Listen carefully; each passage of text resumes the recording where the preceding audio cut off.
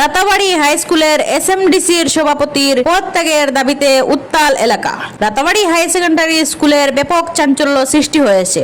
অসামাজিক কার্যকলাপে জড়িত থাকার অভিযোগের স্কুলের এসএমডিসি সভাপতি নুরুল হাসান তালুকদারের বিরুদ্ধে তীব্র ক্ষোভ জড়িয়ে পড়েছেন স্থানীয় অভিভাবক, যুবক ও প্রাক্তন ছাত্রদের মধ্যে। একজন মহিলার সঙ্গে অশালীন আচরণ করতে গিয়ে ধরা পড়ার ভিডিও সামাজিক যোগাযোগ মাধ্যমে ভাইরাল হওয়ার পর থেকেই নুরুল হাসান তালুকদারের পদ ত্যাগের দাবি উঠেছে। আজ রাতাবাড়ি হাই স্কুলে তিনি নিজেই এসএমডিসি সভা আহ্বান করেছিলেন, কিন্তু জনরোষের মুখে সভায় অনুপস্থিত থাকেন তিনি। এই অবস্থায় উপস্থিত যুবক, প্রাক্তন ছাত্র ও অভিভাবকরা তার স্বেচ্ছায় পদ ত্যাগের জোরালো দাবি জানান। পরে বিক্ষুব্ধ এলাকাবাসীর পক্ষ থেকে স্কুলের প্রিন্সিপাল ও এসএমডিসির বডির সম্পাদকের হাতে একটি স্মারকপত্র তুলে দেওয়া হয়। স্মারকপত্রে অতিসত্ত্বর পদ ত্যাগ না করলে গণ আন্দোলনের হুঁশিয়ারি দেওয়া হয়েছে। স্কুলের মতো সম্মানিত শিক্ষা প্রতিষ্ঠানে এসএমডিসি সভাপতির পদে একজন স্বচ্ছ ভাবমূর্তি ও নৈতিক চরিত্র সম্পূর্ণ ব্যক্তিকে দেখতে চান তারা। বর্তমান ছাত্রছাত্রীদের ভবিষ্যৎ স্বার্থে দ্রুত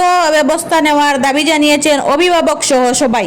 এই ঘটনা এলাকায় উত্তেজনা বিরাজ করেছে। বিষয়টি নিয়ে প্রশাসন কোনো পদক্ষেপ নেবে কিনা সেদিকে নজর রয়েছে স্থানীয়দের। বিস্তারিত জানতে ভিডিওটি দেখুন।